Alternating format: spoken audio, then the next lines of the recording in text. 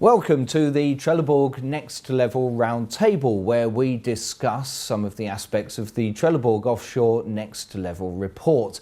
Now, the offshore industry is facing a period of reduced growth, and of course we've got much lower crude oil prices. But how's that affecting the way the supply chain interacts? And are we innovating in the industry, or are we just seeing costs being cut just to save money?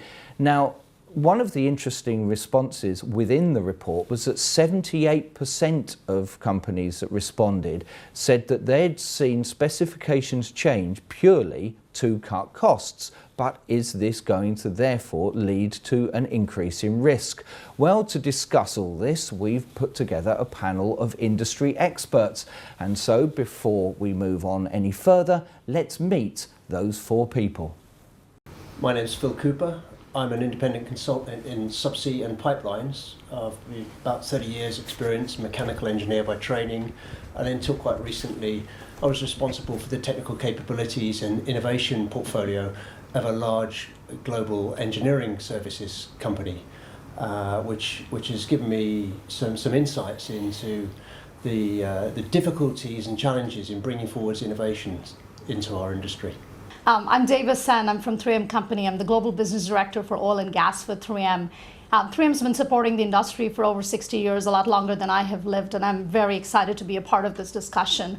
My background is as an electrical engineer, but then of course I went onto the dark side, got my MBA, and have been on the business side of our things for a long time. I've been in 3M for over 20 years, and very happy to be a part of this panel. Good morning, my name's Phil Lawson. I'm the head of Aberdeen Consultancy and also head of ABB Oil and Gas UK for service and supporting the industry. Good morning, I'm John Drury. I'm the Managing Director of Trelleborg Offshore here in the UK. I've been with Trelleborg for 15 years and in the offshore oil and gas, mainly subsea, for around 20 years. So I've seen some interesting changes over that time.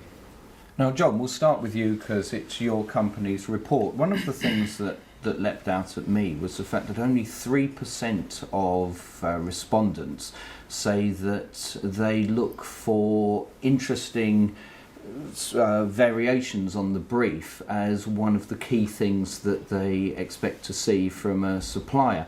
Does that mean that the industry is closing its mind to innovation and possibly not allowing new ideas to come in so much?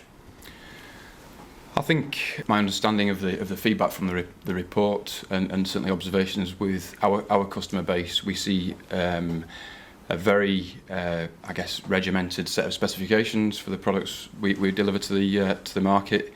By the time we get into the project phase, specifications are very much nailed down, and that scope for creativity, if you like, which was kind of the inference from the report, as the opportunity for that sort of creativity is very much gone, and we're into the pressure and the pace of delivering a project.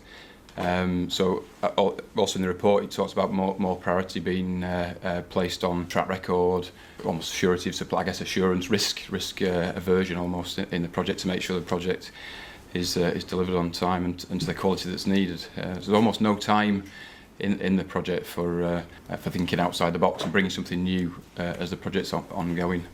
Now, Philip, should there be?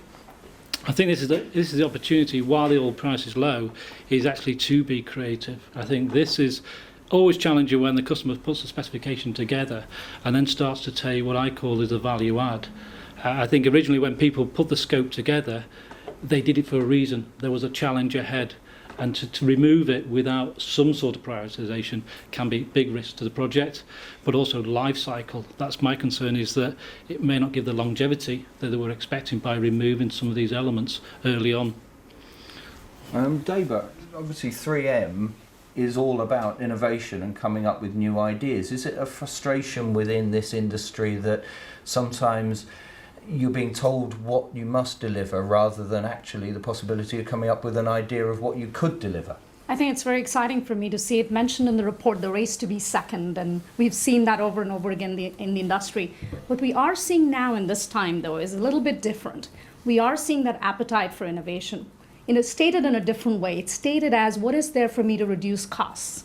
We look at that as an opportunity to bring in new materials that may make parts fail less. So you can increase the mean time between failures, and you're actually bringing down costs, indirect as well as indirect costs. So we look at this as an opportunity where the industry is getting more anxious, more urgent, rather than sitting back and saying it's all about costs. Costs, at the end of the day, is total delivered cost, and I think I saw that in the report too. So we see, as a material science company, we have opportunities of inserting ourselves in greater set of areas than we did before. Okay, so Philip, is there a fear of the unknown that you find when you're advising people about things? Absolutely, and it's always track record. Show me where this has been done before, and not just any project, but they want the same water depth, the same pressure and temperature conditions. They want a blueprint for someone who's done exactly what you're proposing somewhere else. And of course, if we all worked in that way, nothing would ever change. So it's a challenge. But what's exciting now is the dollar talks, and projects that would have been viable at $100 just simply don't go ahead at the moment. Something has to change, and that's now widely recognised, certainly in the higher echelons of the industry. It's now a case of, will that percolate through to the rank and file, and I actually see change at the coalface. That's what we need to see. Now I'm going to bring the word in very early into the conversation, which is the R word of regulation. Because of obviously the safety issues and just the danger that surrounds the industry, you need to have tight regulations to make sure that the risk is managed. But are we in a danger that it's all being a bit over-regulated? I think regulation has to focus on process safety and environmental safety, and really be outside of that, it should be an economic argument. I think life safety and environmental safety are paramount, and the regulation should address that. And I think particularly the major oil companies are very good at adhering to that. No matter what jurisdiction they're operating in, they'll apply best practice wherever they are. But I think there's a tendency for other requirements to be over-specified as an indirect result of that sensitivity. So we sometimes lose sight of the real purpose of regulations and safety requirements, and they tend to inflate requirements elsewhere. Does anyone else want to? Yeah, happy to comment to that. So I think, but 2 points been made there. We see, or we've seen since the change in the market with the oil price in decline, very much a top-down commercial squeeze. So letters from oil companies, letters from major contractors out there in the market of our customers or our customers' customers. Initially, very much about instantly trying to take cost out of live projects. That, to your point, Deba, that opportunity has kind of emerged in the last sort of 3 or 4 months, that turning the conversation around from just everyone trying to slash costs to actually starting to try to think differently. And some of these specifications that have been developed maybe over the fat years of the oil price being very comfortable, and specifications being put on specifications. All of a sudden, there feels like there is an appetite to really get into those and review them sensibly, and change them. I don't think there's a suggestion that has been done to affect safety or environmental risks, but getting more into engineering specification, material specifications, and really trying to optimise the products that get delivered into the oil field. So yeah, maybe some in the dark times of the oil price, maybe some something good would some shoots of optimism there. So. And Philip, surely sometimes you spend a bit more now, but actually reap far better productivity in the future. Yeah, and I think the challenge, and I think it was kind of brought early on, is about investment. This is the time actually to invest in the right maintenance at the right time on the right piece of equipment. And of course, it's all too easily to make cuts inappropriately with long-term issues. And I think there's a lot of oil companies taking this strategy about reducing costs carte blanche without a strategy that underpins it, that said I need to take that platform for another 10, 15 years. And the danger, of course, is that also will stifle innovation if you're not careful. It doesn't allow for people to really bring in two arguments to say, well, is this a better proposition in terms of the life cycle, lasting longer? With the short term, I've got cost to monitor short term. And so there has to be a balance. And I think maybe going back to the original question about regulation, is the regulation obviously has to cover a wide range of assets in the North Sea. We've got young assets coming on board. We'll have Statoil Mariner coming live in 18 months' time, and we've got assets there at the end of a lifetime being here 40 plus years. And I think regulation has to take in balance the economics of the asset itself and also the long-term strategy to make this industry survive. I think that's kind of where I see the two parts coming together. So how do you influence the decision makers? I think, first of all, it's about education. I think it's sharing best practice in the industry.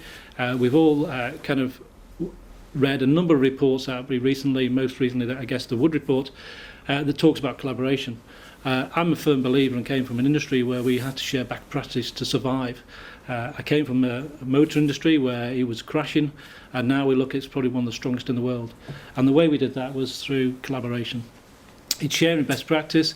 And I think the challenge is not so much the suppliers in the industry, because we kind of all see where we sit.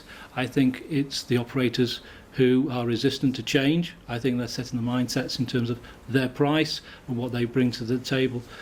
Around the table, suppliers probably hold the key to the future, and it's about collaboration, as the Wood Report said.